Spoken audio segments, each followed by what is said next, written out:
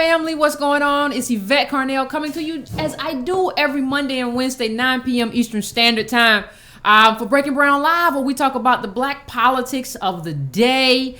And I want you all to, as I always say, take your time, get your libations, whatever I know it's Monday, and Monday can be a hard time. You know, depending on with these jobs and everything that we got going on, it can be a very, very, very difficult time. So I want you to get whatever libation is necessary. If you need a drink of water, get your drink of water. If you need a glass of wine, get your glass of wine. If you need a glass of Hennessy, please feel free to get your Hennessy. Okay, but keep in mind you got to get up to go to work in the morning, so don't drink too much. What I want to talk to you all about this evening. Is it evening? Yes, it's evening. It's not complicated, but I'm gonna start one place and end another place. But before I get there, before I get to that space, before I get to what I'm gonna talk about today, what I want to do is the same thing I do every episode. If you have not hit the subscribe button, I want you to please hit the subscribe button. And subscribe to the channel. If you have not hit the bell to get notifications for when we're live, please hit the bell to get notifications for when we're live. If you want to donate to the channel, you can go to breakingbrown.com and donate. You can do a monthly, you can do a weekly, whatever you want to do to donate to the channel. You can do a one-time donation. You can also do that at donatebrown.com as well. So if you want to do that, please take care of that as well, and please, help us out in what we're trying to do here. That's what got me my new camera and some new equipment for the audio, so we can hear callers better. So I know there haven't been more complaints about that. So that's what we're doing. Also, if you want to get the newsletter every month, just go to breakingbrown.com and subscribe to the newsletter. It's just links that I come across during the week and look for and try to find stuff in terms of the data and find stuff that I think is good for African Americans and good information for us to have in terms of creating or getting a political education. Okay, so that's just what it is. So anything else? Oh, if you get the newsletter, please make sure you check your promotions folder to see if it's in there. Please also add editor@breakingbrown.com to your contacts list so it won't get caught up in there. A couple of you have also emailed me and say you didn't get, I didn't forget about you. I just haven't had a chance to look at it. And I'll look at it after the show is over or tomorrow morning and get back to you. Don't think because I did. I saw you. And I'm going to take care of it. So, is there anything else that we missed? Is there anything else that we missed in terms of what has to happen? So let's get to what we're talking about. Okay, I think people have flowed in. We're going to get to what we're having a discussion about today. And I want to begin this discussion with an image that a lot of you all sent to me. So let's just put that up. And I want you to keep that in mind as we have this conversation. As we have this conversation, the clip that Army's about to put up right now, I want you to keep it in the top of your mind. And I'm going to come back to it towards the end. And I'm going to show you, you can put it up, how it's problematic. Okay? I want you to look at the actors, the actresses, that's her brother, and he got into school or whatever, pretending to be black, which goes to a lot of who he actually is as a person. These little, he's a little sneaky guy, Republican, says he wants Trump to end affirmative action. But we're all minorities, right? We're all the same, right? He's brown. Isn't that how everybody sees everything through the lens? It's just we brown people together. We're not. Why do you have to be so divisive, Yvette? Why do you have to always divide us? I'm not dividing anybody. As he can show you, we're already divided. He ain't trying to say, well, African Americans need this. He understands that we're divided. He understands that he ain't on our team. He wants to eat our cookies. He wants to get into school. And he doesn't want us to have those slots. So I'm going to put that up there and then I'm going to come back to it. But what I want to start framing this conversation, because last week we talked about affirmative action in general. And last week we talked about what Trump was doing. And what Attorney General Sessions was planning on doing in terms of going after schools, colleges, universities that were engaged in reverse discrimination. There is no such thing, but whatever. And I kind of made the point at that time, that the problem is that affirmative action isn't just for black people. You're going to have a problem by saying diversity matters. Yes. And we're discriminating against everybody except for white men. That is a position that cannot survive in court. And that's the case I made last week. The position that can survive is that we have done specific things for 2 African Americans over a period of hundreds of years that has not been consistently, not at all, but consistently done to any other group. That is an argument that can withstand the test of time. That is an argument that can withstand the Supreme Court. That is an argument that can withstand racism. That is an argument that can withstand racists. And that's what I was trying to get through last week. So since that time, I've been thinking about it, and I realized that the last episode that I didn't drill down on the cornerstone of this, which is a minority group. I don't want to have anybody to believe that this is all Asian Americans. No, this is a minority group of Asian Americans who are. We're back. Okay, I don't know what happened. I have no idea. I have no idea what happened to the feed, but we are back. And so, how do we lose 100 people when we gone for like 30 seconds? I don't understand that. But we back, so let's have a conversation. Before we get cut off again. I don't know who the engineers are. Anyway, I was talking about this diversity argument, right? And how that argument won't, before we got cut off, I was talking about diversity and how the diversity argument doesn't withstand the test of time. Like, it is not going to, you cannot say diversity is good and therefore we need affirmative action. Because the thing that triggered affirmative action was how African Americans had been systematically disenfranchised in this country. And that's the only way to do it, but Democrats gave it away to everybody except white men, and that's not sustainable. That's what I was saying before the feed went down. Now, what I want to do is provide a bit of context. Before we go any further, I want to provide a bit of context. When affirmative action became law, 99% of the blacks in this country were native-born blacks. You born in this country, you got a mama here, probably got a grandmama, had a great-grandmama. That's who was here. It wasn't until later that, the Immigration Act, I think it was 1965, that we allowed a whole bunch more people here. So that is the context in which we're having that conversation. And basically, the group of Asian students are saying that Harvard caps high-achieving Asians. And the argument that I'm going to make is that it should. Because there has to be a space carved out for us. I don't care who you cap. But there needs to be a space capped up for us because all suffering is not the same. All disenfranchisement is not the same. And we have to be able to weigh it. We have to be able to weigh it and say who has suffered more and who is more deserving. And you have to carve out a space for those people, which is us, even if that means that somebody else has to go to a different school.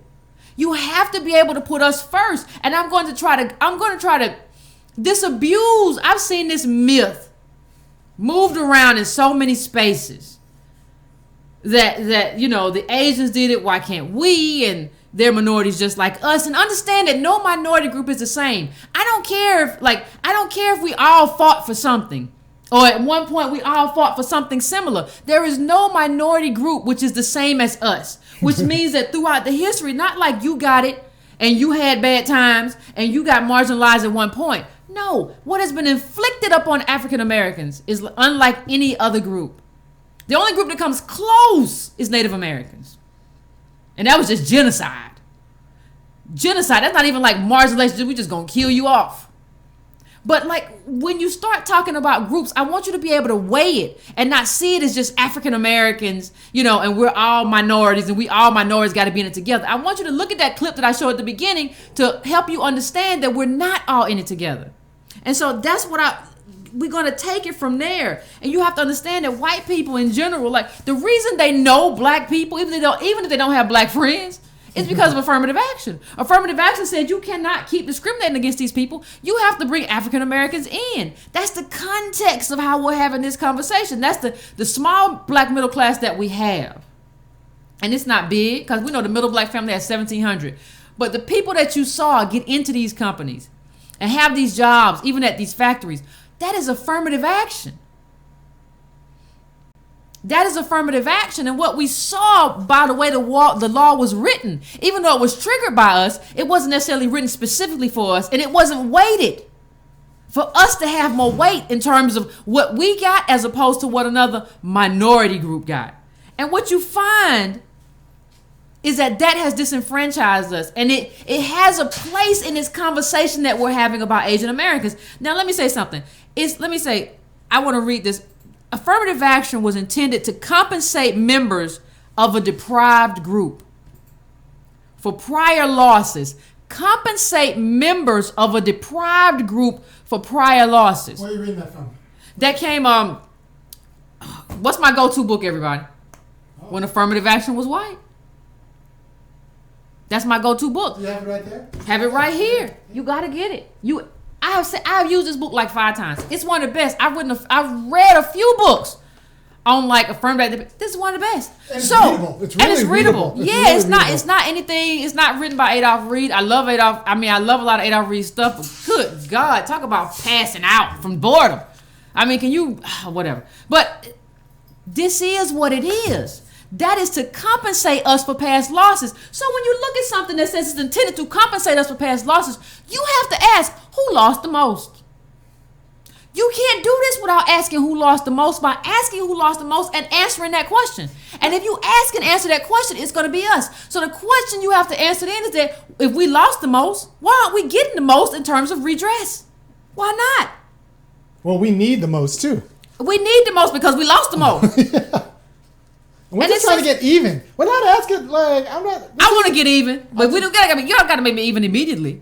I can take it in small doses. No. In small amounts of money. I'm not looking at supremacy. I just want to be even and whole. Oh, I thought you didn't want to be even. No, I do. Okay. No, I do want to be even. Yeah. Okay.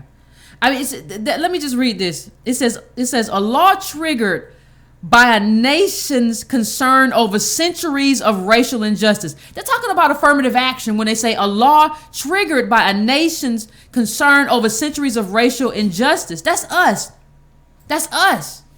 That ain't nobody. That's us. And I think you have to own that. I don't think we want to own it. And let me say something. Part of what I want to get through is that some groups, and we can be upset and we can be mad, but some groups haven't suffered at all. What do you mean, Yvette? What are you talking about? If you just got here last week, if you just got here last week and you're a black person or a brown person, why in the world do you get to claim affirmative action? You come from a family that's better than my family, that has more money than my family, doesn't have the same lineage of African Americans, don't come from slavery, don't come from sharecroppers, but because you are a brown person, you get to take advantage of that. It's a big con game. It's the biggest con game we've ever seen. So there's a difference between the people who came over here on boats and then unwillingly, and then the people who came on planes. There's a difference in agency because you chose to come here. On planes. You chose to come here. And you chose to come here because of opportunity. Because opportunity presented itself to you. We didn't choose to come here, and when we got here, wasn't no opportunity. It just is what it is. And you can't come here voluntarily and then accuse America of doing you wrong. Now you can say, well, I can't get picked up by a cab. Yeah, you volunteered for that. You volunteered for that, and the only reason you can file a lawsuit because of that is mostly because of African Americans fought for that. So just say thank you and give us our affirmative action back. That's all you got to do. Because you come from, when we talked about Kamala Harris, have you ever looked up her caste system? Her mother comes from a good caste in India. I think her father was mixed race or something. I can only find one picture of him online. He's been scrubbed from the interwebs apparently. This is where these people come from. They don't have any of what we dealt with in terms of the cost that we have right now in terms of not having wealth. That comes from a specific place. That comes from slavery and sharecropping, and that comes from Reconstruction. It comes from all of that. And I heard somebody say, well, Yvette, you can't fix that. You won't be able to fix poverty with by just doing that. With reparations. I don't care. The money is still owed. And the money's still in the system. And it's still in the system. And if you're scared, then just say you're scared. instead of telling me I'm going to fix it this way, your plan won't work. So, I mean, what this means is that we have to, this is not even about me or you. This isn't just about us. This is about prioritizing the ancestors. Does it mean something what they went through, or does it not? If it doesn't mean anything to you, then you're one of those people who comes and says, well, you know, everybody go through stuff and we all minorities and I'm just going to do my stuff myself. No, you're a coward. Just say you're a coward. Just say, Yvette, I'm scared, and walk away. No, we didn't just go through stuff. Go through stuff. No, we didn't just go through stuff, and it's not like it's just in the past either. The effects are still with us. Because we talked about before that the wealth is still in the system. The poverty is still in the system. All of it. The poverty is still in the system. And so, like, to say, like, we need recompense for something that was done before. No, it's still our lived experience because the poverty is still in the system. And the wealth is still in the system, just not in our neighborhood. Just not in our neighborhood. And the wealth, let's break it down even further. The wealth is still in the system because of the poverty is in the system. Yeah. That wealth that's in the system right now would not be in the system were it not for the poverty that was put into the system. That's it. I mean, you have to understand, and at some point, we have to understand. I'm looking for a clip. I'm looking for something to read to you right now. I can't find it.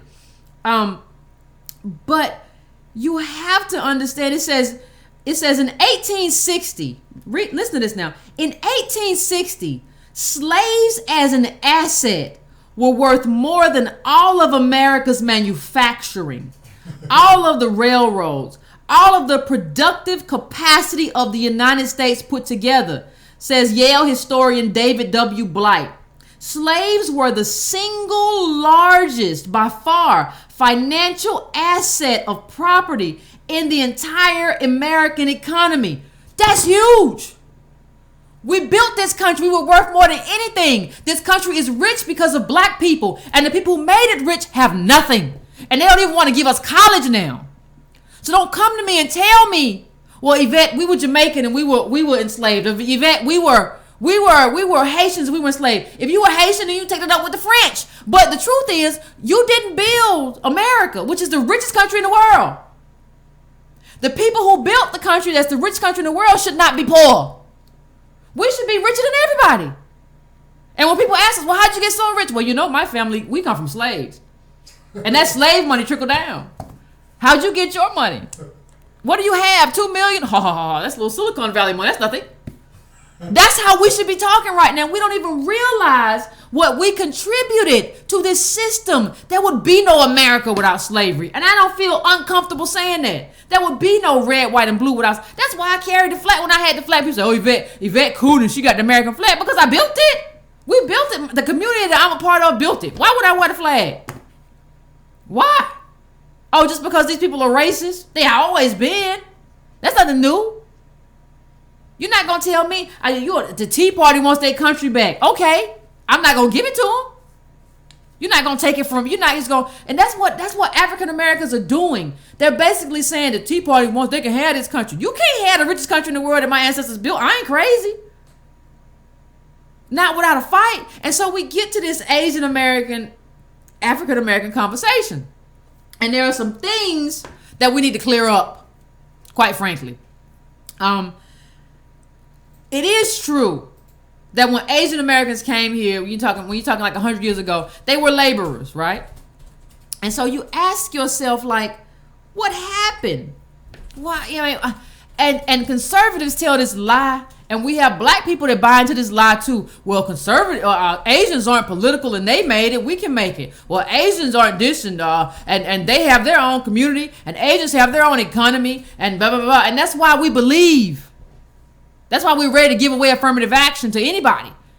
Asians, we don't care. We'll give it away because we believe they did it. We can do it too. Hold on. There is, a historian at Brown University named Nathaniel Hilger who disagrees, among other people. And Hilger used the census to track African Americans around the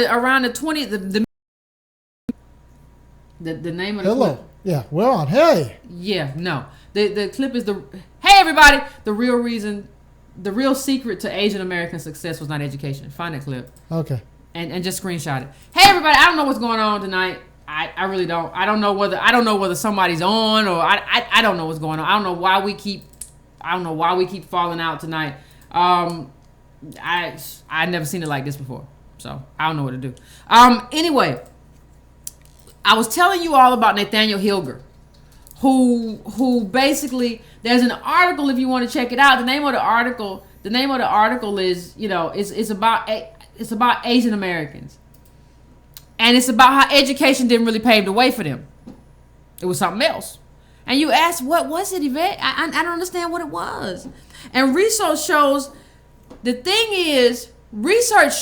it wasn't a case of Asian Americans just work harder. Asian Americans had a better education.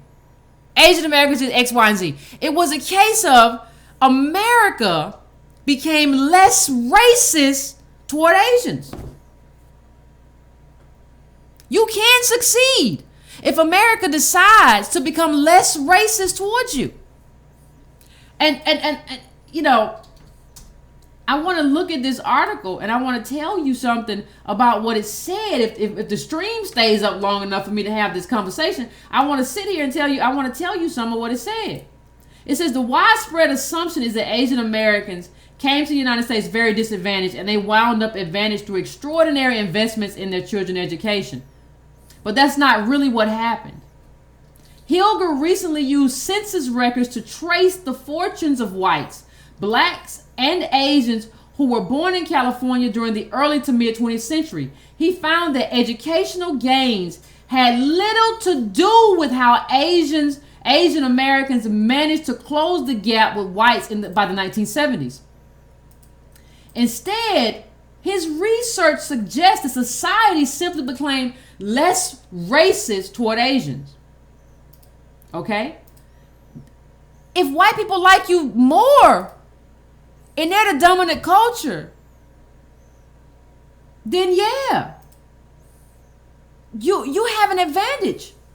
You have an advantage if white people just decide. And this is the thing, we don't understand it. Just like Asians got chose.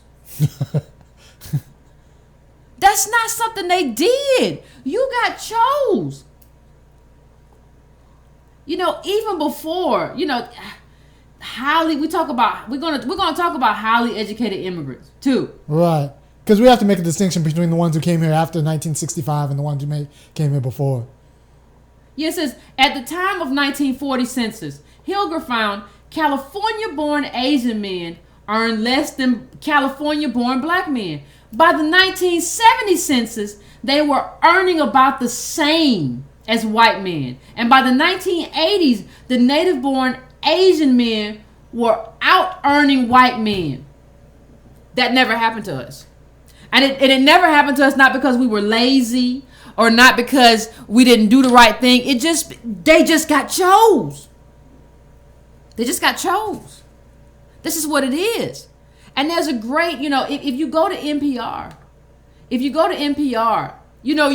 all recall, Andrew Sullivan is an avowed racist, basically. I mean, even in terms of, he talks about the myth of the great Asians or whatever, all that stuff.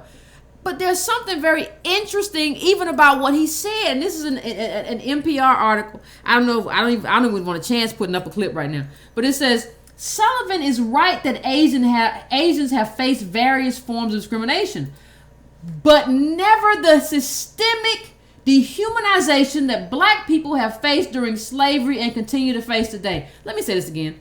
Sullivan is right that Asians have faced various forms of discrimination, but never the systemic dehumanization that black people have faced during slavery and continue to face today. Okay? That is a big deal. What we're talking about, and you have to quantify and qualify suffering.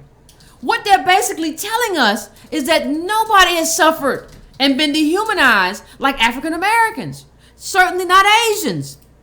Our clips are good. Okay, so Asians after the 1960s were the most educated. They were even most educated than white people in this country.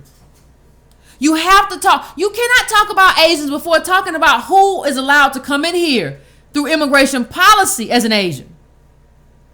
And I hate the term Asian. I know it's just, for a lot of Asians, they're not the same. But you have to talk about that. And the Asians that come in are typically the more educated Asians. And then you want them to compete against people who've been dehumanized, hung from trees, and redlined and everything, and say, well, why aren't you doing like them? How?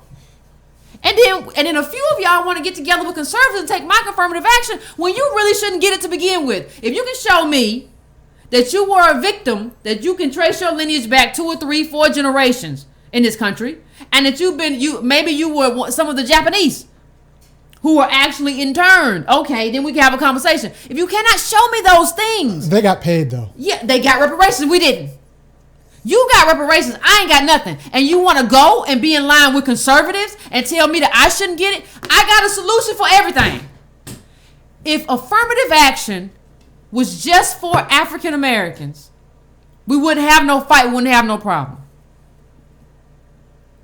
So instead of saying what you're saying and saying that, it's supposed to be for all. No. That wasn't the initial claim. I don't think it was written right, but we need to get that right now. It ain't for you because you can't even support your claim. You cannot come over here as Barack Obama. I said it.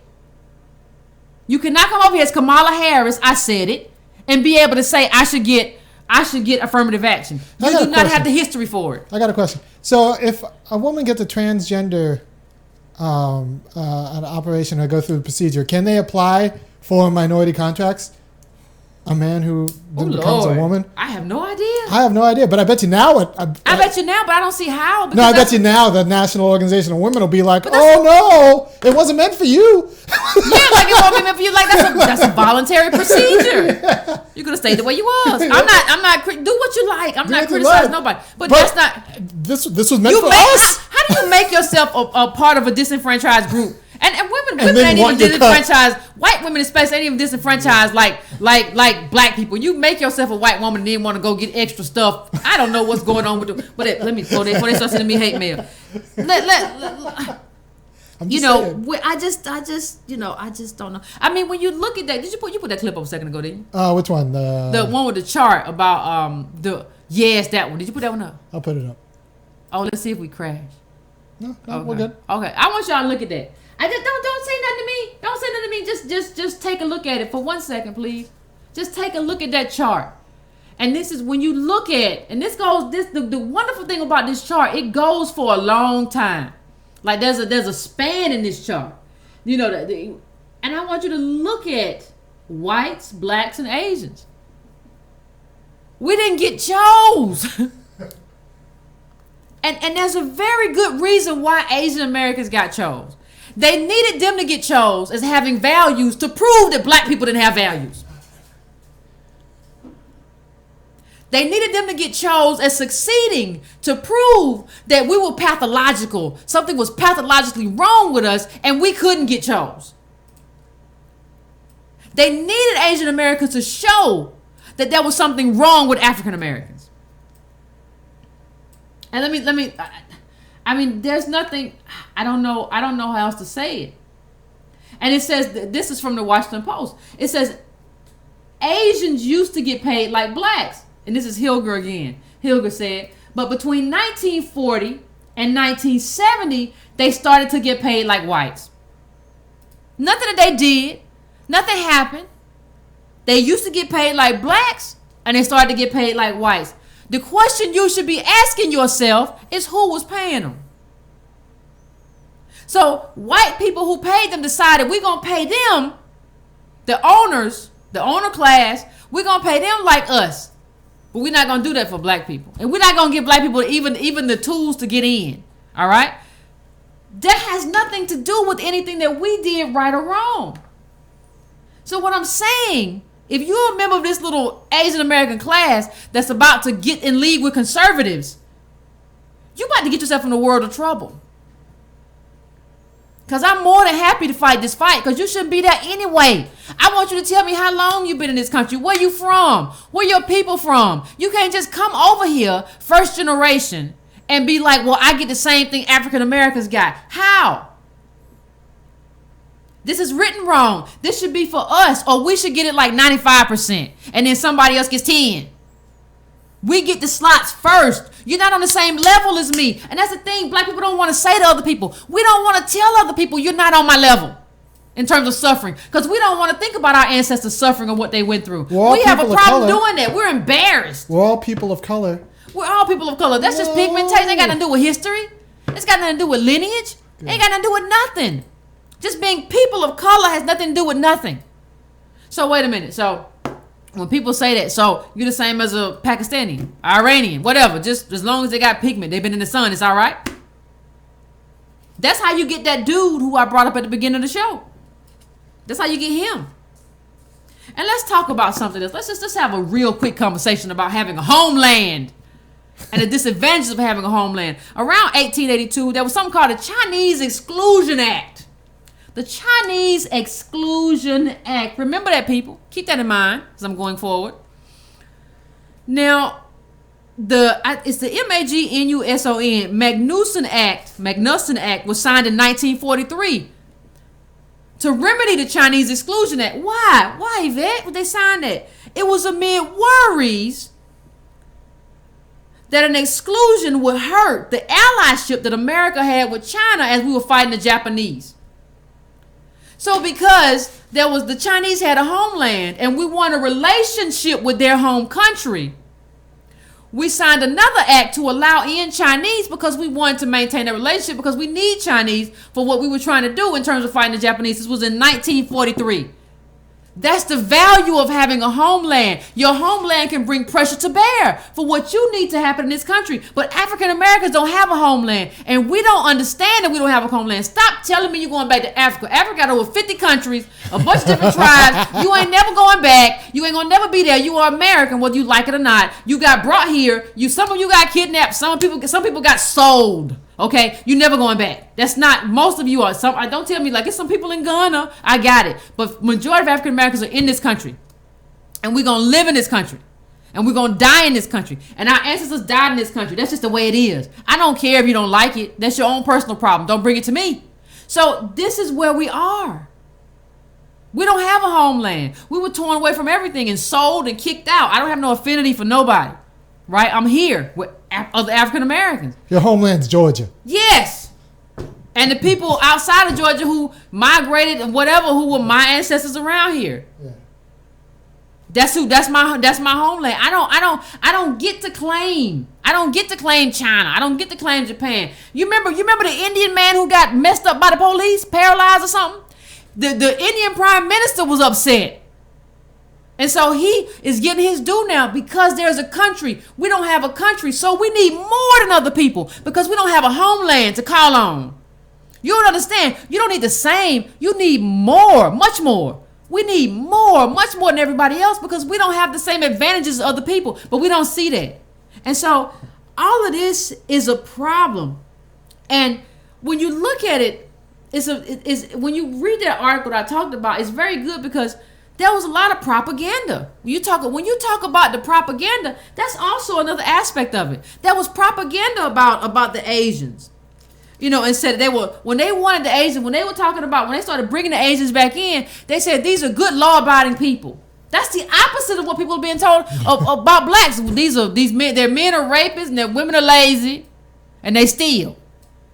Not the same thing. Not the same thing. So what you had, I want you African American people, my descendants of slaves watching this right now, my native black people, I want you to understand that what was happening is that America was supporting Asians when they started wanting them to come in, and they were weaponizing propaganda against African Americans.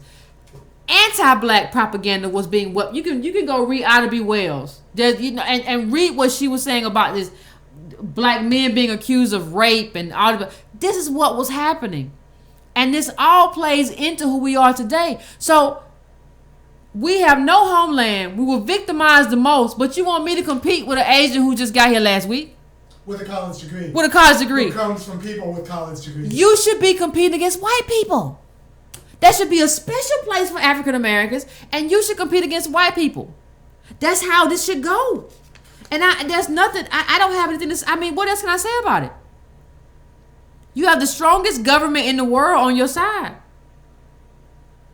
And you wanted, they needed for white people to love them and hate us. And I'm not saying the Asians did anything wrong, but the white people needed that. They used them as a tool.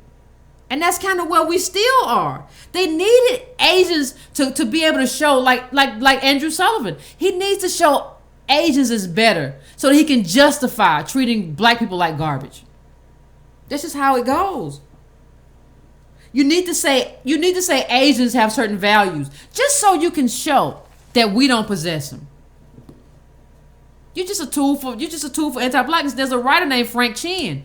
He said whites love us because we're not black, and he's Asian. He said whites love us because we're not black, and that's the damn truth. And if you can put the clips up, Army, 4 through 9. I want you to just see who we're vying with and fighting with in terms of what we have and what we don't have.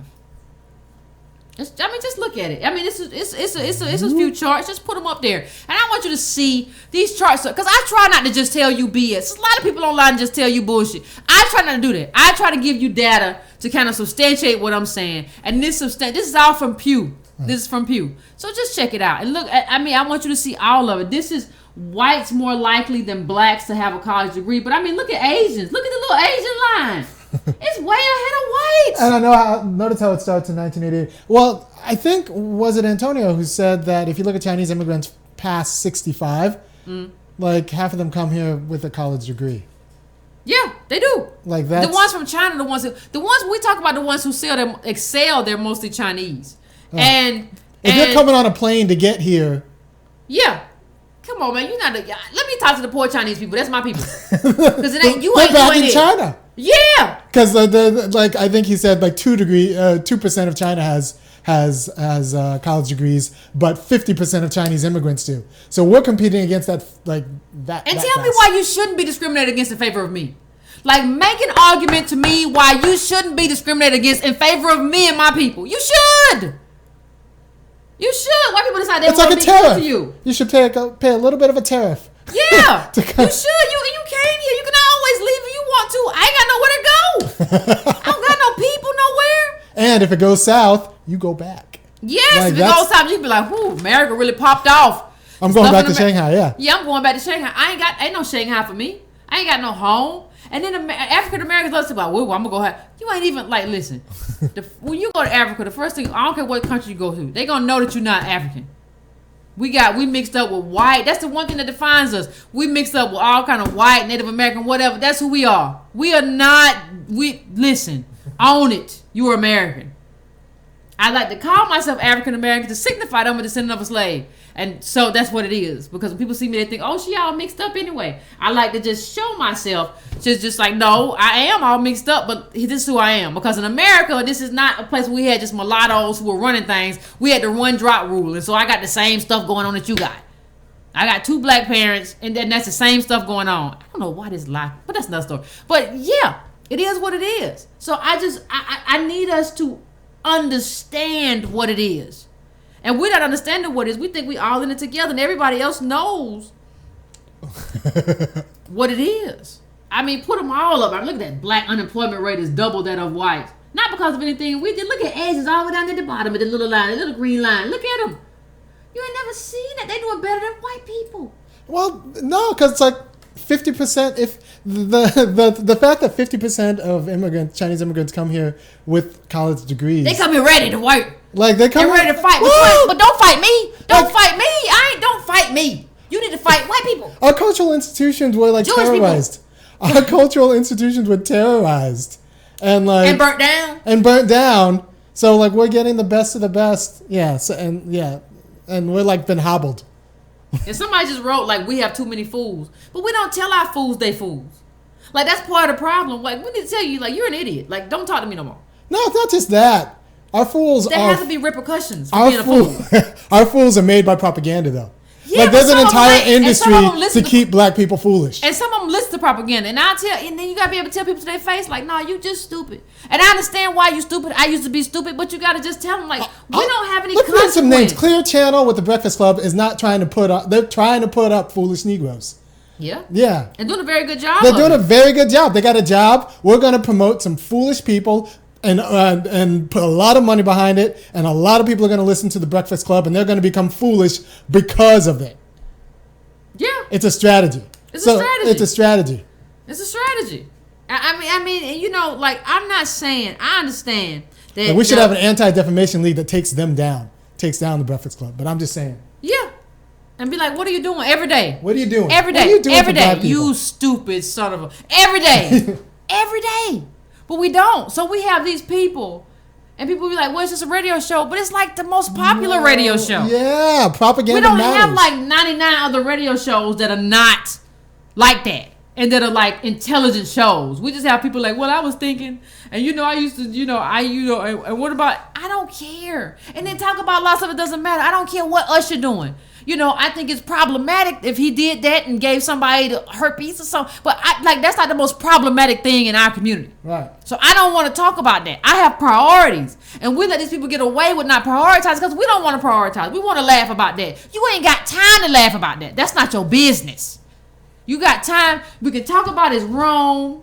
And I agree with that. If he did that without the permission, that's wrong. Don't be spreading your diseases everywhere. But we ain't got time to make that our priority in terms of a morning show. I'll be honest, like, Wendy Williams is not doing good things for black people. Like, I don't know anybody who watches that show and has come Who's out smarter? Like, who comes out better for it. Who comes out, no, really, we're trying to provide a service for our people with this show.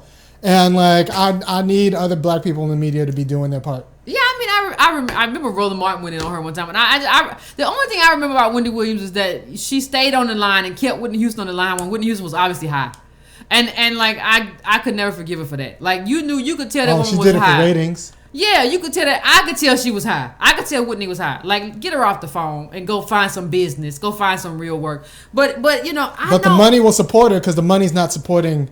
Yeah, the money will always support her. Yeah, they'll fight because she's got a job and her job is to make black people foolish. Yeah, make them funny. You just step and fetch it. I don't get into it. So I know Asians have a higher poverty than non-Hispanic white people. That's not my issue.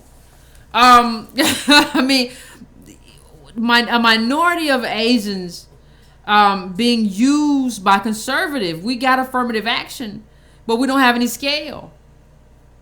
It's just everybody except white men, and that's unsustainable. We should have stopped doing the kumbaya stuff and made this all about us. And that's the only way it works. Let me tell you something. The only way you maintain affirmative action is if you make it mostly about African Americans. No, you make it all about. You can support other people doing other things, but don't call it the same thing. No, it's got to be you. And you got to come up with two different words. Hey, fight for your own thing. Like, we got affirmative action. Fight for your own thing. And I think I think the law was worded wrong. But we got our own thing. Fight for your own thing, okay? Fight for your own Asian American friend or whatever it is, and you make your own case. Don't piggyback on my thing, because my thing is my thing, and our thing is our thing, and you don't get to piggyback on that. You just don't. I'm sorry the Equal Rights Amendment failed. But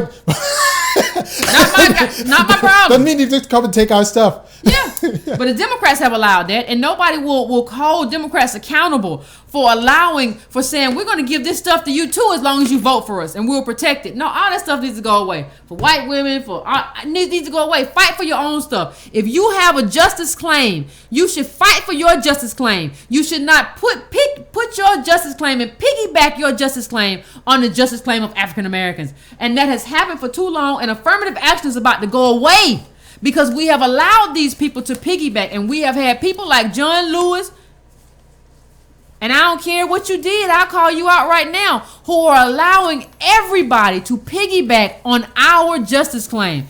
Everybody who is allowing people to piggyback, he allows everybody from the goddamn gun rights, LGBT, everybody can piggyback on what African Americans did. He is a tool of elite Democrats.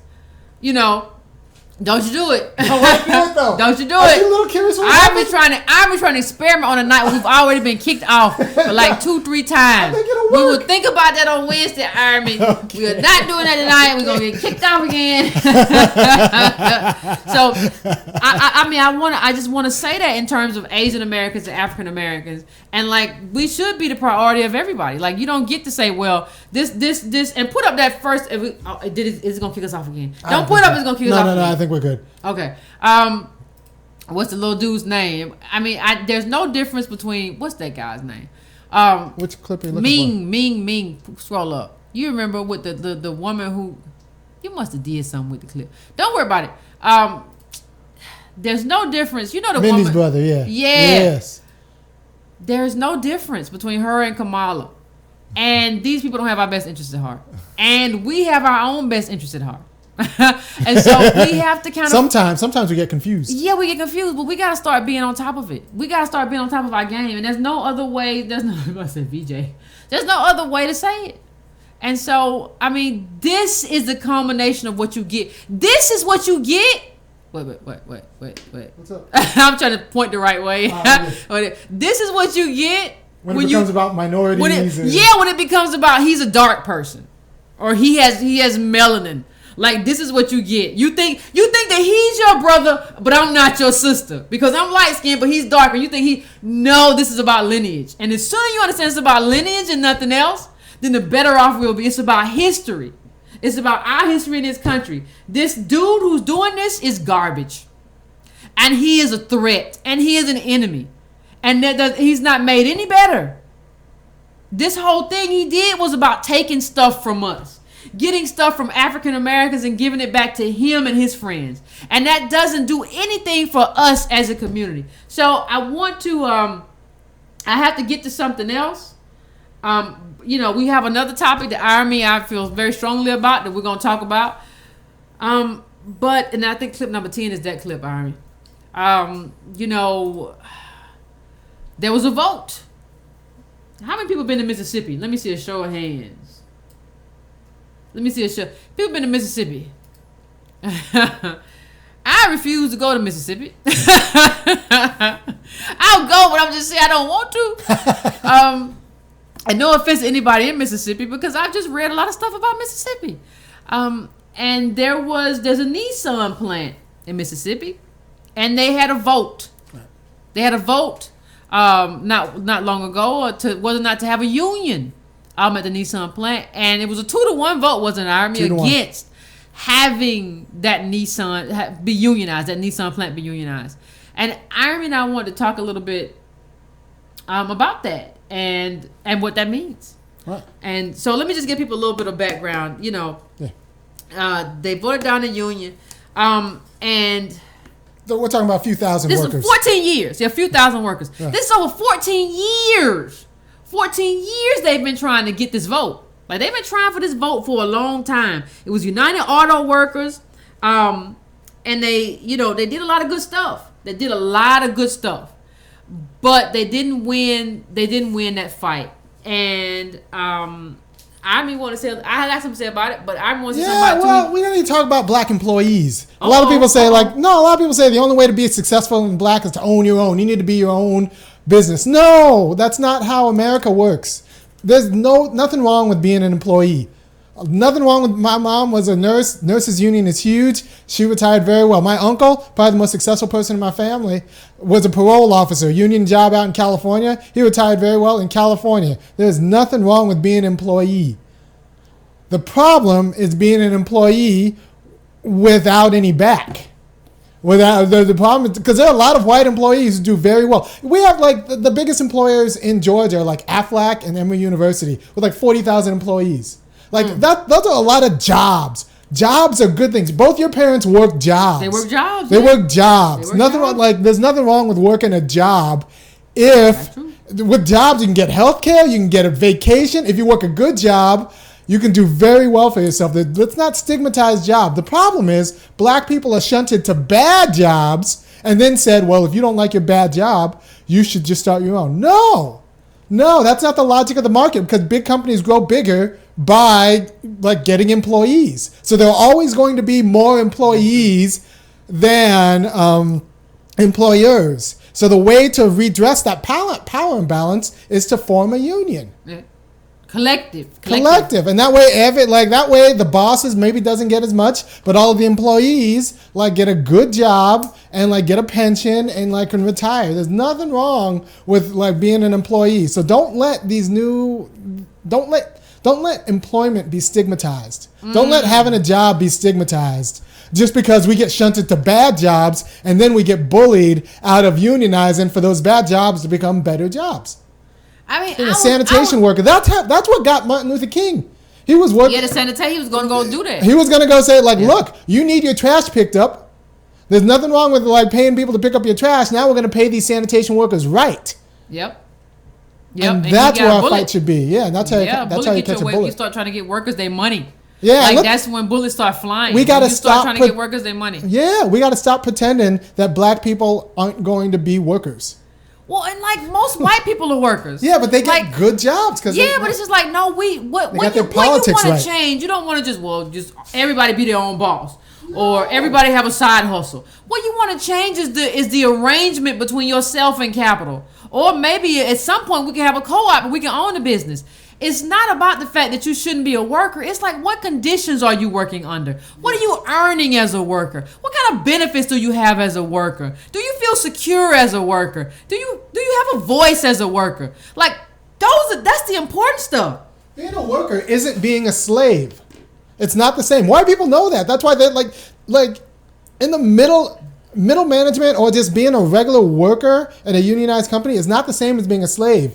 Like, you have due process. Like you're supposed to. You're supposed to. And that's why you can have dignity as a worker and retire as a worker. Like I said, my uncle, a parole officer, good job. Nurses, good job. Good job. No shame in that because they've had a union. And that's not going to be like that. Neither of those jobs are going to be automated. I wish we had less parole officers, though. I wish that we had less mass incarceration. So we have. Yeah, that's just true. Retire him with a pension. Retire him with a pension. But that was a good job for a black man, because we can't get a lot of jobs. So like, we need TSA workers. Those people, like, we need unions, and we need like to destigmatize working and being an employee in the black community, because not everyone's going to be an entrepreneur. That's not the logic of the market. No, that's not how it works. That's not how it works. That's not how it works. And anybody who tells you like all you gotta do is create your own business for what? Going against Walmart? No, you need a good Amazon. What you gonna do? White business. I had a statistic on this a while ago that white businesses are having a whole hell of a hard time, and you gonna do that? Okay. I mean, I think one thing I want to say before I get into anything, before I get any deeper into what Irene and I are talking about, I want to say good job, Mississippi union organizers. Yeah. I mean, because you worked a long time to get this vote, and you actually got some stuff. You got a representative from the United Auto Workers rehired, because they had been fired by Nissan. The propaganda was sick on this too. Yeah. I mean, you got what's the activists? I think it's said at Calvin Moore. You got him rehired. You helped, long-term temp workers at the plant. And I think, listen, Bernie showed support to the Nissan workers in 2016. That's part of what helped this budget. Imagine, let me tell you something though. Imagine if they were backed up by President Bernie Sanders. Changes the whole game. That's why you got to have somebody having your political backbone, having your political back when this stuff goes down. Ain't that right, Mr. Jose? Yes, because if you know that the government's got your political back, that means if the company follows through on their threat and they actually shut down the plant, you got the president saying, you know what, you're good. You fought for something, you're good. About done. Yeah. And I got a question for you. Yvette. What's that? If we, instead of a civil war, we had a slave vote, same propaganda, do we win the slave vote? No. We don't win the slave vote. No. We do the same thing, except we don't have. What we gonna do? Where we gonna go? And you have to have options to get the slave vote. We got a governor that says. You mean voting for freedom? Voting for freedom. We got a governor that says. We got a governor that says, well, if you vote for freedom, we're not giving you nothing. We're not giving you nothing. We got a governor that says that. And then we got a plantation owner that says, if you vote for freedom, you're getting kicked off the plantation, you don't get nothing. Do we win the slave vote? That's a very threatening message, Irene. I don't think as a slave, do you think we get 51% of that vote? No. You don't have political back, and you don't have your master's back. It just means you're going to starve. You don't get nothing. And we didn't even get our 40 acres. That's why we're going 40 acres of the mule. No, I don't even have no land to plow. So these votes are hard things because, I don't know if we win the slave vote if they had the same thing. No, With all that we propaganda? don't win the slave vote. And they went on the news and they was giving people cars. Like they were saying that you're gonna lose your Nissan car lease if the union goes through. And they said they were bribing people and basically saying that if you we're gonna give you a good car deal and all this stuff. They were just bribing people. And the thing is, this just goes to show the strength of capital. Capital is stronger now, especially in this country, but everywhere than it's ever been. And capital is moving stuff, and we can move it back. This was a good showing. Y'all did a good job, Nissan. Y'all did a good job, union organizers in Mississippi. Y'all did a good job. You should hold your head up high. I'm proud of you.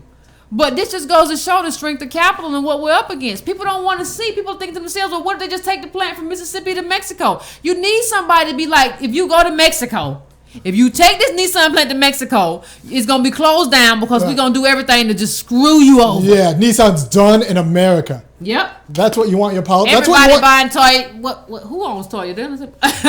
But that's what you want your CBC to be doing. Like, look, if you're talking about closing these black workers' jobs, because 80% of that factory, 80% of the workers in that factory are black. Yep. If you're going to take all those jobs to Mexico, Nissan's done in America. You need John Lewis leading that. You need sit-ins for that. Because that's the only way. You need counter leverage. And stop doing sit-ins for gun control. People are like, well, black people get killed by guns. No, black people get killed by poverty. And that's what leads to this gun stuff. You think those kids in Chicago who are killing each other are saying, well, we have great lives and our parents make good money, but we just want to go out and sell crack. Give people the money that they need. Give African Americans the money they need to live and have a good life. And let me see who goes and sells crack after that.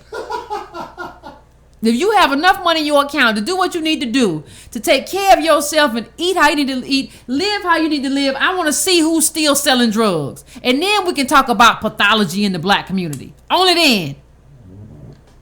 So I think we're getting ready to go to the phone. Yeah, right? let's get ready to go to the phone. I'm curious about if instead of a civil war, slaves got to vote for their freedom, but with all of the same bad propaganda. No, and people are like, well, y'all are just cowards. No. That's a big deal. That's a big deal. You'd be kicked. You wouldn't have any political back because the governor says, like, if you vote for your freedom and you vote yes for your freedom, you don't get anything from the state and you get kicked off your land and you get kicked off your master's land. I don't know. Yeah, but what are you going to do? You don't have a homeland. You don't have any money. You don't have anything that matters. Yeah. And there's nobody backing you up. There's no powerful people backing you up. So not all elections are free and fair elections, is what I'm saying. They lost this vote, but that doesn't mean the vote was a bad thing. It was mean they were scared. They made a rational decision because they didn't have the political back from like a black politics that should have said like even if white leftist politics or something that should have said even if they close down this plant, we got you. Yeah, we're gonna build a green windmill plant there, and we're gonna screw Nissan for moving. We're gonna screw Nissan. Yeah, that's the back we need. But we don't get that. Like we don't get that.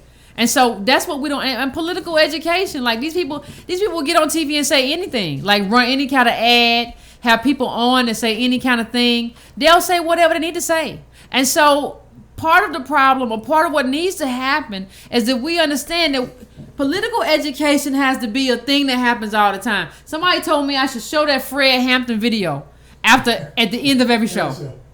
Because it just goes to the necessity of political education. And I'm gonna just say something else we got to break out of. I'm reading a book I was telling Army about. I'm reading what's it? A black communist in the freedom struggle. Y'all got to get out of this stuff where if somebody doesn't share my economic ideology, well, I'm a capitalist, I won't read that. That's so stupid. What we're just talking about is black people who were doing the real shit. Yeah, and we're organizing and how they did it. Now, a lot of stuff can't translate now because it's a different time, it's a different era.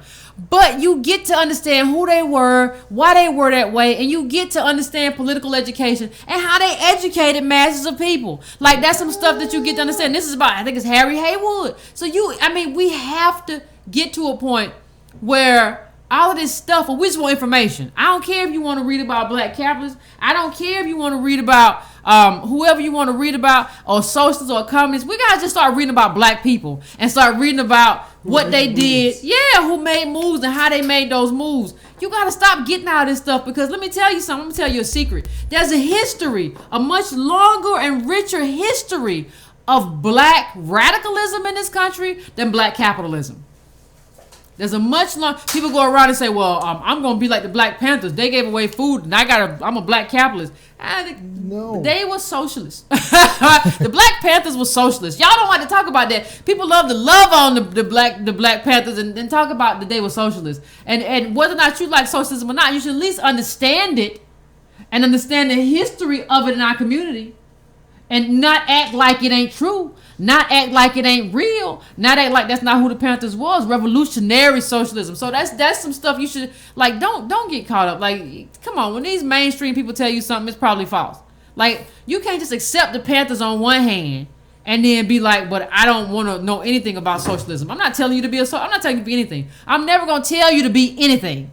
I'm just telling you what it is. Know your history. Know your history. And the Panthers are part of our history. And know about how black power has moved and how throughout time political power moves. You should know that. It is what it is. You shouldn't be talking to me about capitalism and talking about the Panthers in the same sentence. You're not like the Panthers.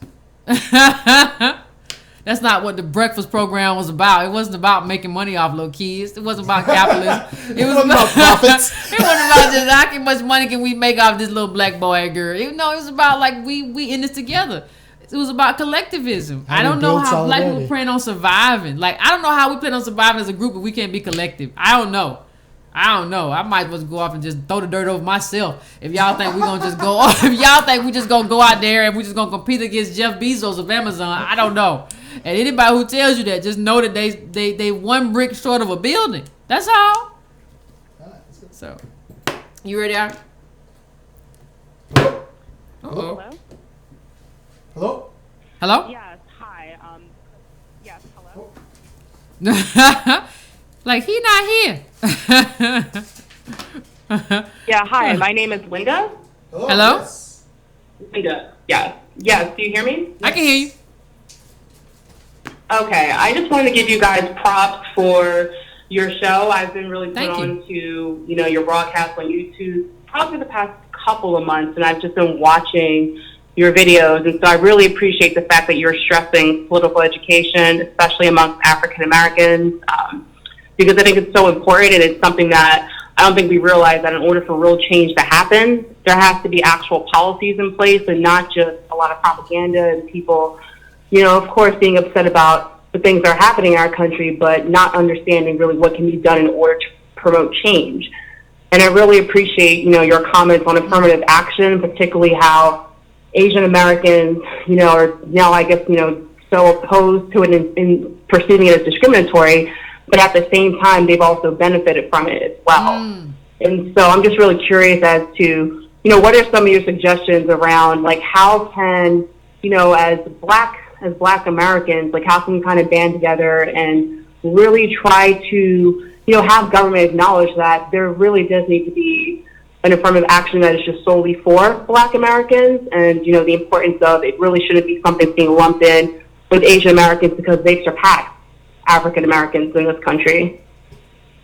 Well, I think it's a basic case. Asian Americans have made it.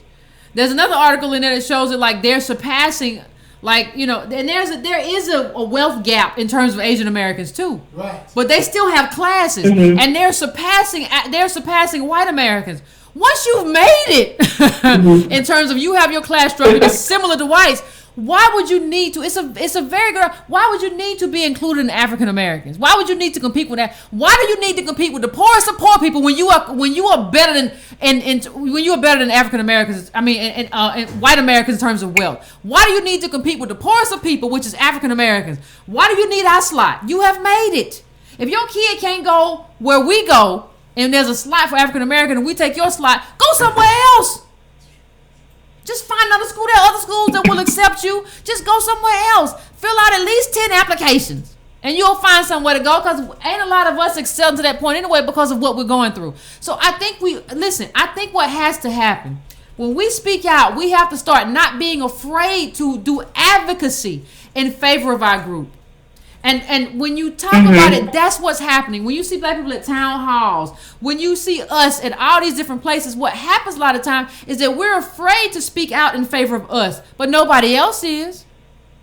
And I don't have any problem with alliances, but my alliance doesn't include you getting the same affirmative action as me. Okay? Because we don't have an equal background. So I think the beginning of this is those of us who do go out and speak out and have these conversations have to know you have to be willing to advocate specifically for your group as opposed to like all brown people. And I think the beginning of that, let's kill this whole people of color thing. It's just ridiculous. Doesn't make any sense. And don't make any sense. It's brown people. Yeah. That's how we got Rachel Dolezal. Yeah. Yeah, like I said before, some people came over on boats, other people came over on planes. Yeah, I appreciate. Thank you. I appreciate Yeah, your I call. appreciate. No, thank you. Thank you. Planes. Planes are voluntary. You buy tickets for planes. Just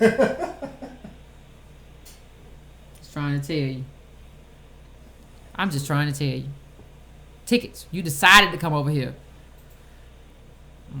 People have all kinds of problems. Whew. Hello? Hello? Hello? Hey, Is it me? Is it me? it's you. Oh my goodness, Miss Yvette. Hey. Look, this is you welcome. You might see me in your chat room sometimes. You welcome. I'm from the DMV, and I just want to say that I've a lot of what you talk about, I've experienced firsthand. I've got like firsthand exposure to all of these issues, and I just want to make 3 quick points, and I'm gonna be out. I love your show. Thank you. I want to support you. I want to support you monetarily, and I'm in a position to do so. But one thing I want to say right now to everybody out there is that we lack a countervailing force, meaning that we're all talk now, and we have totally discounted the fact that you need a countervailing force. And what I mean is, when in the 60s, we had Martin, but we had Malcolm, and the threat of tearing ish up, right? Yeah. You need that because, check me, if you look around the world, countries are blowing up because people are willing to shed their blood for future generations. Talking is what they want. When we begin to understand, and trust me, I know because I'm a child of the Black Power movement. As long as we don't have a threat of tearing stuff up, we are no threat. And I would not be here if it were not for that threat. And I can trace my lineage back 8 generations to this country. So I want to be in touch with you. I want to support you. Thank you. I do a lot. Oh, I want to plug Mrs. Maryland United States because I sponsor this woman in her pageant. So I'm going to be in touch. Okay. I want to try and help you because I love what you're doing. Okay, I appreciate you, brother. Thank you. I don't think most people really kind of understand it. Like, I remember there was a conversation that Malcolm X had with Coretta Scott King, and he basically said, like, I don't hate your husband or anything like that. You don't understand. What I'm doing is to help your husband. Wow. And he's right in the sense of, like, you know, people knew if they didn't deal with Martin, they had to deal with Malcolm, and that has consequences. Yeah. Someone's got to be the bad cop. Yeah. There should be like worse cops than us because we're actually being like, like we're just coming up with facts. Like we're not. People call us radical. I don't even consider myself radical. Like I just read. It's just the truth. It's just the truth, man. Yeah. Like it's not even like it just is what it is. Like how is that radical? This is just life. This is just what happened. Like that's a radical thing? Like no. Life being life is radical for you? Okay. Looking at the way like the poverty has been in the system and like the way the generational wealth has been just like growing. Yeah. No, that's the truth. Yeah. No, I would have cut.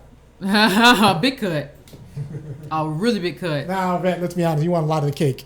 I want want a lot of cake. I want to smoosh my face in the cake. Sometimes I don't even want to eat it. Yeah, I just want to go there, smoosh and go back to bed. Like go and just go lay back down. I'm tired. I'm tired from waking up. Goddamn it. All right, I got a 404. Okay. These are your people. You always tell me that, my people. Hello. Hello. Hey, Yvette. Hey. Hello. Hi. This is Candace. Hey, Candace. I'm actually from Massachusetts, but I grew up down here. Okay. And I'm visiting my mother here, and I don't like what I see. Oh. I'm down here in Stone Mountain, and it looks like a ghost town. Okay. Oh my gosh. Tell us about that. Nothing to shop at. My uncle, I have an uncle like you have an uncle that pilfers. He was in the Vietnam War. He needs his reparations. Yeah, he's still. But I feel so badly for the people in the housing market here, because I can see that it's really gone down. Mm-hmm. 3 years ago. But I'm glad to hear from you. I've been listening to you for 6 months, and it was hard for me to get through. Oh. My first, yeah. Okay. But so keep up the good work. Thank you. And I'm rooting for you. Thank you. I donate. I already donate.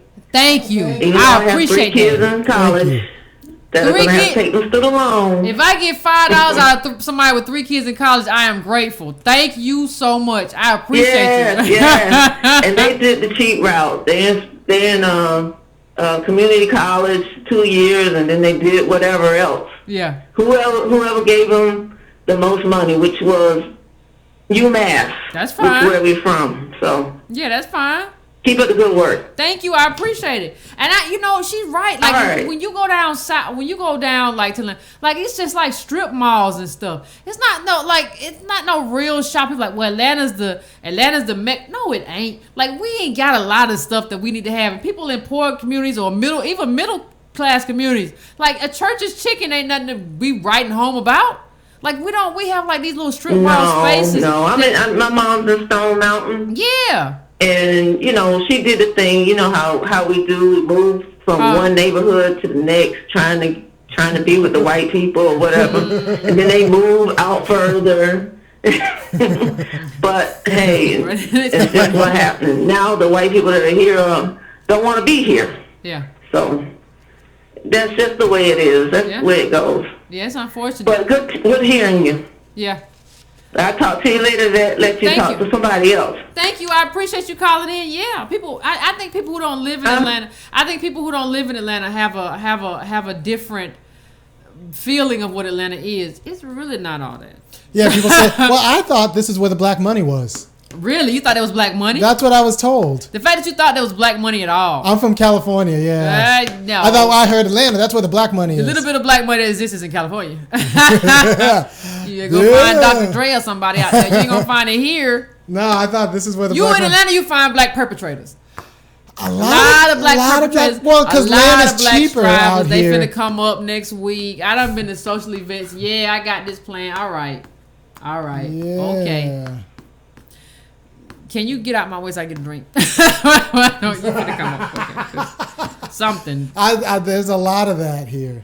Because land's cheaper, so it's easier to floss. But I don't know. It might even be easier to build if we were about building. Like, not building business, building like a politics. Yeah. Like Stone Mountain sounds like a good place for a whole lot of black people to move because it's got nice houses. They there. They don't move. They there. Organized. I'm trying to do it in Athens. We strong up in Stone Mountain. People are asking about what we're doing at the live show. Look.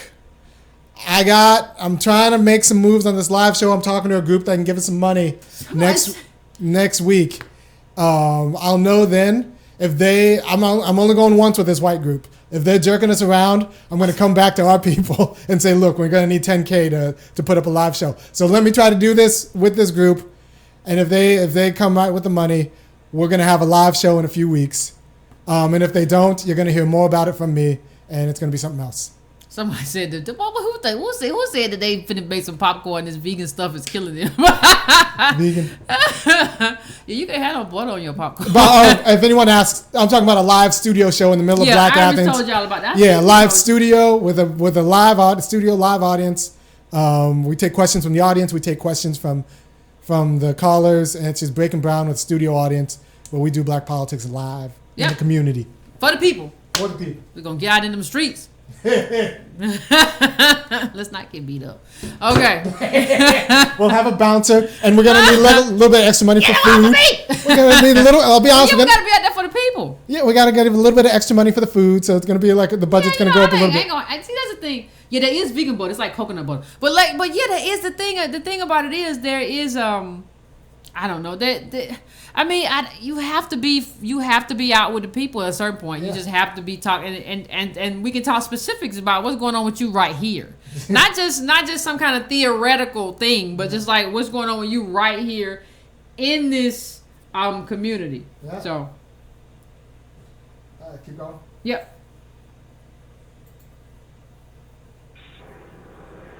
Hello. Hey. How's it going? Pretty good. How about you? Can you hear me? Yes. Okay, good.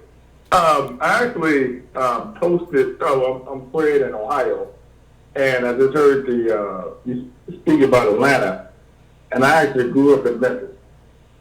So when you said that Atlanta wasn't all that, I totally agree with you. I knew Memphis. That again? Yeah. Because I was in Memphis when Atlanta had the Olympics. Okay. And everybody from Memphis ran down to Atlanta looking to find gold, i.e. getting jobs, thinking that they were on a come up. And then when the Olympics left, they were stranded, coming back to Memphis. Yep. But anyway, I just tuned into your show the other day.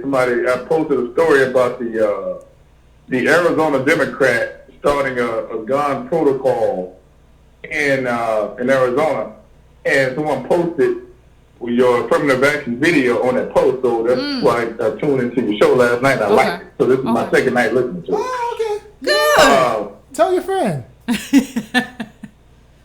But I wanted to share this because I'm always talking about affirmative action and whatever to different friends. I'm in the media profession, but I'm also a student of Neely Fuller Jr.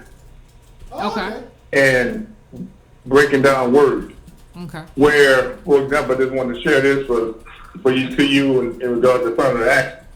Where he says the only affirmative action that's taken is by the whites, because they are affirmed in doing whatever action they want to do to you. But I always look at people talking about diversity and inclusion. Now, I don't go on the definition of a word. I look at the origin or the etymology of the word. Okay. And I break it down like the word diverse. Okay. You take DI, that's two, and you got verse, that's talk. So when I break that down to some of my academic friends, I said it's double talk. When you talk about diversity, we tend, as some black people do, we tend to think it was black and white, blacks coming in. No, it's not. It's double talk. You've been talking about that forever. And then you got the word inclusion.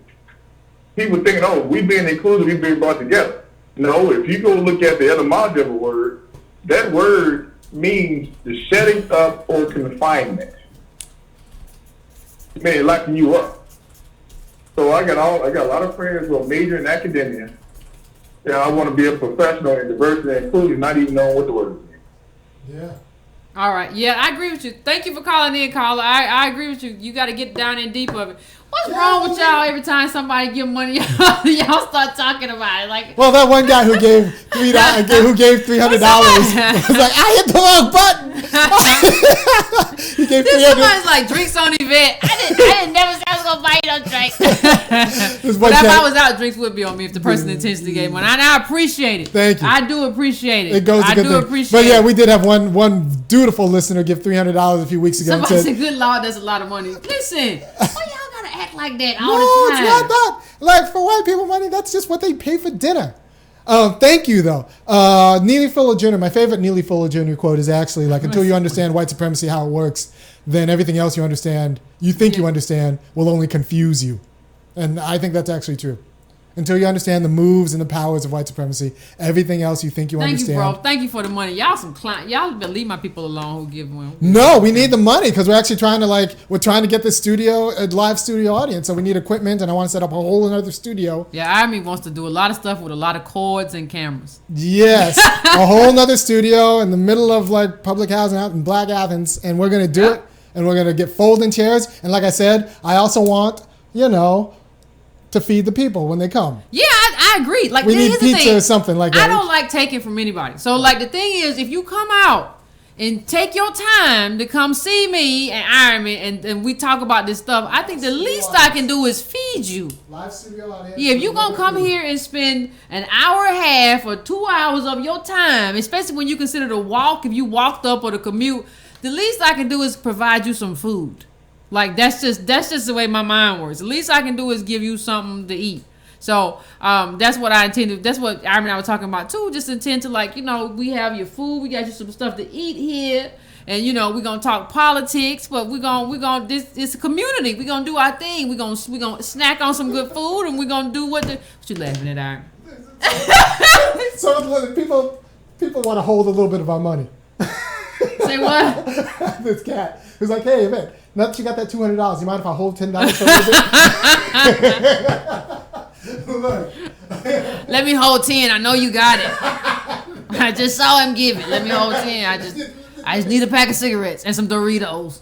All right. Yeah, no libations in the studio. In the live studio with live studio no audience. Libation in the live studio. And we're going to have to pay a bouncer. So, like, there's going to be some things. Yeah, there's going to be some things like no libation in the live. No alcoholic libation. You can have a Coke or something. You can go a glass of water, but no libations. No alcoholic libations. So. Hello. Hello. What's up? Hey, how you doing? Yes. Hey, am I on? Yes. Okay, great. As usual, the conversation is good. I would like to offer up a few comments, starting with our great black intellectual, Dr. W.E.B. Du Bois, in 1923. He gave an interview, and he was asked specifically about the immigrant. And he said these words: when the immigrant meets the Negro in New York, he is curious. He has never before seen a colored man. He therefore gazes at him as something new and novel. In his next step, through the process of Americanization, the immigrant will be told to avoid the Negroes, not to have any dealings with them, and later, the final step, he will unconsciously begin to absorb the current prejudices against the Negroes. Now, just to set the stage for what I'm trying to get across, the young Indian person, what he did in pretending to be African American was actually quite American.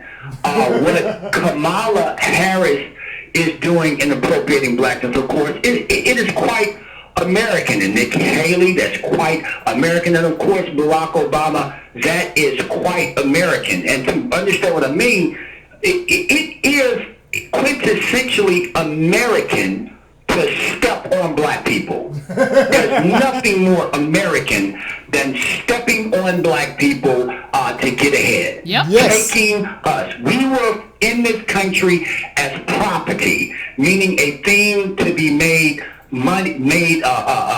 make money off of. And so every immigrant that comes over here, they signal their allegiance to the flag by understanding, once they step off the boat, the racial ordering of things, meaning white belongs on top and black belongs on bottom. Think about John Boyega, who is starring in the movie Detroit, Yep. Coming over here taking opportunities from black actors. And think about his profanity he used in his remarks regarding Samuel L. Jackson. He would not have used such remarks against John Lucas when he was trying to get hired with Star Wars or with Steven Spielberg. But you see, Samuel L. Jackson is an easy target. Yep. To discriminate and put down black people is quite American, and you signal that you're on board with what is going on here by doing so. When I was at Yale, I never forget, when we had a meeting with the Asian American students, the Asian American student uttered these words to the dean there. She said, the reason why y'all admit, so many of us, the reason why you like us so well is because Asians, by and large, do not challenge white people the way black people do. And when she said that, the dean got very upset, but she was telling correct, because they are very deferential, like Caribbeans and Africans and black Brits. They're deferential to whiteness. They do not challenge them. They are assimilating, and they recognize the racial order of things. It's the reason why in many states, Asians are the biggest group of graduates and professional students. So the first step for immigrants to prove their allegiance to the flag is to adopt the ideas about black people that white people have. Now I'll leave you with this last thing. When you look at the standardized tests and the GPAs, so if you ever want to shut down a white person in a conversation about affirmative action, the only thing you need to say to them is, let's go to a pure meritocracy, where we only consider GPAs and standardized test scores. Well, if you do that, Asians will dominate across the board. They did in California. They've done that in the Ivy Leagues, and they gained the system whereby they score in the highest percentile on that. And so when I would say this amongst African Americans, they would say, well, Alex, we can do good on standardized tests too. And I would just look at them, like they were stupid, because I say, who makes the standardized tests? The standardized tests are not made by people that look like you and I. Final thing. When I was on the boat in Lake Lanier with a friend of mine, a huge yacht pulled up beside us. And it was huge, a huge yacht, and it was a white family on board. And the father said, Johnny, drop the anchor. And little Johnny said, what side, Daddy? He said, drop the anchor on the starboard side. And I looked at the little boy and the father, and I said, God damn. And my friend said, well, what? I said, that was a question on the SAT. And he said, what? I said, that was a question on the SAT, and I missed it. But I didn't miss it because I didn't know as much as the little white boy. I missed it because my daddy didn't own a yacht. And that right there is quintessential, the issue with meritocracy in this country as it relates to affirmative action. And I just want to leave you guys with that. Thank you, sir. I missed that question because my daddy didn't have a yacht. My daddy didn't take me out on the banks and stuff and use this vocabulary with me. We didn't have no boat to use this vocabulary with. That's the context of it. And that's the stupid stuff about, well, I can learn it too. You might be able to learn the math. And there's some stuff with that, but you can't learn all that stuff because it's a part of the life. It's a part of how they live. So you're being tested on whiteness is what you're being tested on whiteness, and guess what? You ain't white. So how is that supposed to work out for you? And your boy Idris Elba came out like recently and said he was disappointed in Samuel L. Jackson, but as if that matters and what he said and what he did. You don't get to be disappointed in nobody. Idris, you're British. You don't get to be disappointed in what African Americans say. You don't get to have a voice. And like that's the thing. Like I would never go to England, Great Britain, whatever, and have a voice on what African American, what British, what really Nigerians. Well, I would never have a voice on what you all do in turn. You can't come over here and tell me you're disappointed. You can't talk about Samuel Jackson. And John Boyega ain't got but like one film other than Detroit under his belt. You don't get to talk about Samuel Jackson. He's a veteran. When people tell me, and I said this before, I'm never going to go see Detroit. And I won't see it because Boyega's starring in it. That's how strongly I feel about it. I would not see it because he's starring in it. Somebody who disrespected one of our veteran African American actors is starring in that movie, and I won't see it. I don't care that it depicts Detroit during this time. I will not see it because of who he is. And what we have to start doing is telling people there are consequences to disrespecting us. And he didn't even say it in a respectful way. Like, we should have the conversation. You know, Samuel Jackson's my brother. He said something disrespectful in a tweet. He thinks he's more than he is. And like, why don't we show him? No, if you can have whatever conversation you have to have, but you're going to be respectful. And you're not going to talk to a veteran actor like Samuel Jackson like you have crazy. Like, why can't we do that? We don't hold the whole. We say, well, he has a right to have an opinion. We let people get away with too much stuff. And let's say something else about what the caller just said. Great caller. I appreciate it. Legacy admissions.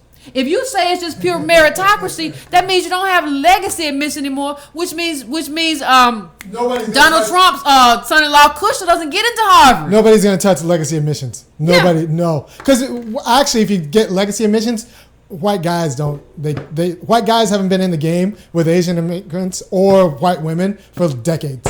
Yeah. Like, legacy admissions are why white guys get into college at anything comparable, like any rates that are at all comparable. Let me tell you something, people. You talk about John. I see them talking about John Boyega. John Boyega he need to treat me like I'm white. Treat me like you treat white people when you come to this country. Every immigrant, when you come to this country, treat me like you treat. Because you don't treat me like you treat white people. Just treat me like them. Like the deference that you give to them, and you smile real hard when you see them, and do that to me. That's all I want. I mean, if we gonna do that, that's what I want.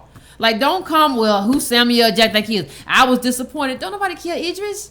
Like, that's not even engaging. I would, if I was him, this is what I say. I wanna engage Samuel Jackson in a private conversation, and that's what I'm gonna do. So, next question. I wouldn't even say anything critical. Samuel Jackson was making movies when in like the 80s with Spike Lee and stuff. You don't get to talk about him. You don't get to have a conversation about Samuel Jackson. Idris?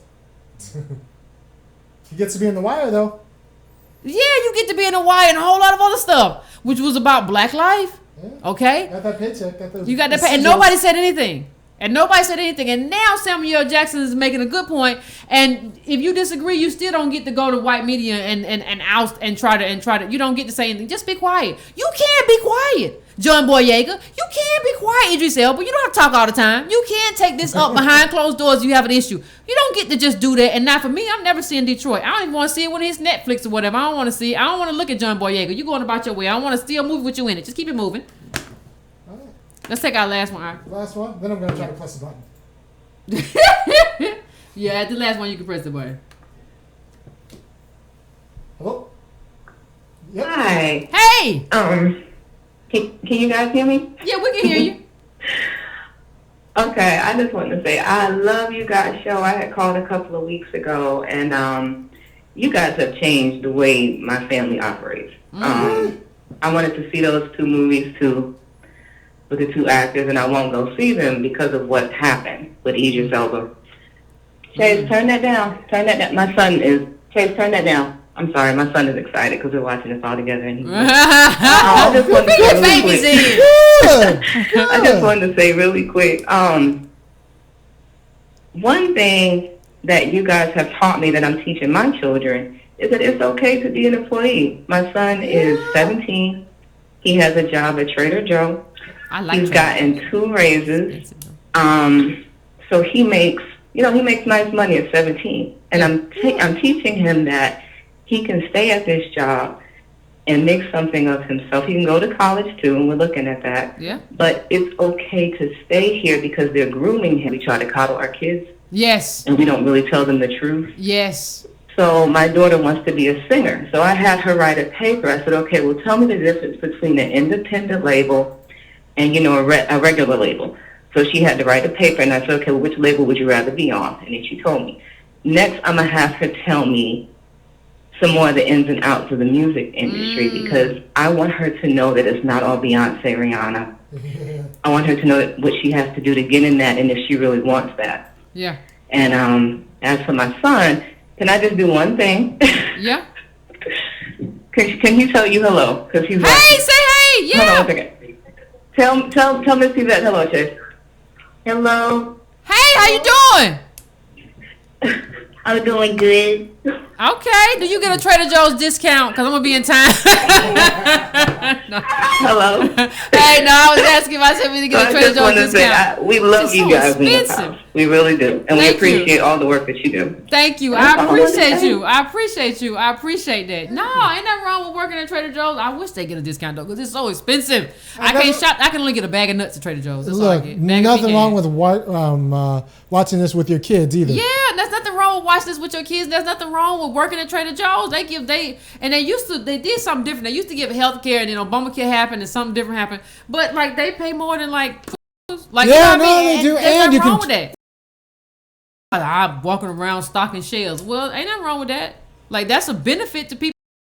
Something wrong with being an employee and you don't get benefits. There's something wrong with being an employee and you don't get paid a living wage. There's something wrong with all of that, and that's stuff that we have to organize around. But there's nothing wrong with just being an employee.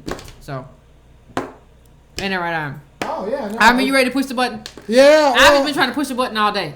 Let me just make sure we're still okay. All right.